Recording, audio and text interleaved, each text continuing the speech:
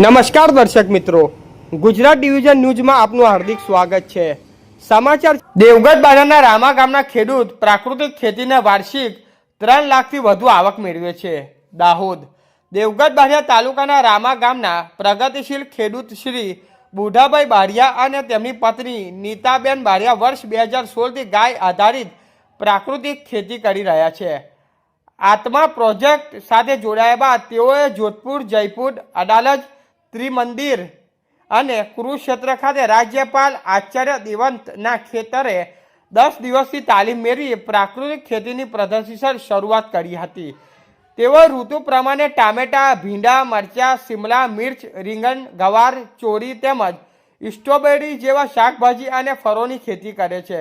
ઉપરાંત નર્સરીમાં શાકભાજીના રોપા તૈયારી કરી વેચાણ કરતા તેઓએ વાર્ષિક 3 લાખથી રૂપિયાથી વધુ આવક થાય છે।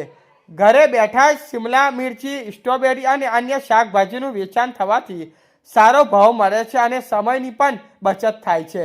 નીતાબેન બારિયાએ જણાવ્યું કે શરૂઆતમાં યુરિયા ખાતર વિના ખેતી શક્ય નથી એવું લાગતું હતું, પરંતુ પ્રથમ વર્ષ જ ખર્ચમાં ઘટાડો અને ઉત્પાદનમાં વધારો જોવા મળ્યો। પથ્થરાળી જમીન પણ સારો પાક મળતા તેઓએ તમામ ખેતરની પ્રાકૃતિક ખેતી અપનાવી। પ્રાકૃતિક ખેતીની જમીન ફળદ્રુપ બને છે, પિયતની જરૂરિયાત ઘટે છે, જમીનમાં ભેજ જળવાઈ રહે છે અને વરસાદી પાણીનું સંચય વધે છે।